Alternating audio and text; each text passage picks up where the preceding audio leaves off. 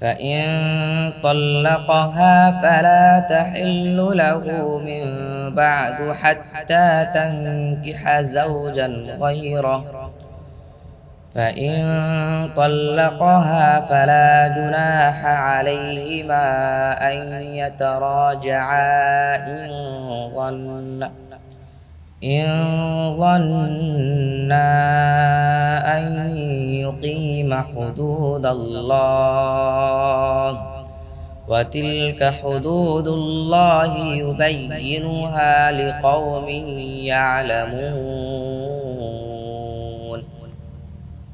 230 অতএব যদি সে তাকে তালাক দেয় তাহলে সে পুরুষের জন্য হালাল হবে না যতক্ষণ পর্যন্ত ভিন্ন একজন স্বামী সে গ্রহণ না করে।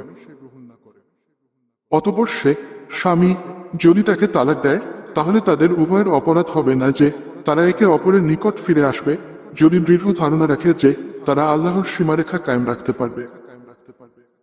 আর এটা আল্লাহর সীমারেখা, তিনি তা এমন সম্প্রদায়ের জন্য স্পষ্ট করে দেন যারা জানে।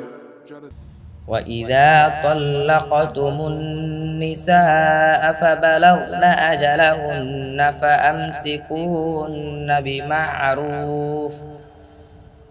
بمعروف أو سرحوهن بمعروف ولا تمسكوهن ضرارا لتعتدوا ومن يفعل ذلك فقد ظلم نفسه ولا تتخذوا آيات الله هزوا واذكروا نعمة الله عليكم وما أنزل عليكم من الكتاب والحكمة يعظكم به واتقوا الله واعلموا أن الله بكل شيء عليم। 231 আর যখন তোমরা স্ত্রীদেরকে তালাক দেবে অতঃপর তারা তাদের ইদ্যতে পৌঁছে যাবে তখন হয়তো বিধি মোতাবেক তাদেরকে রেখে দেবে অথবা বিধি মোতাবেক তাদেরকে ছেড়ে দেবে।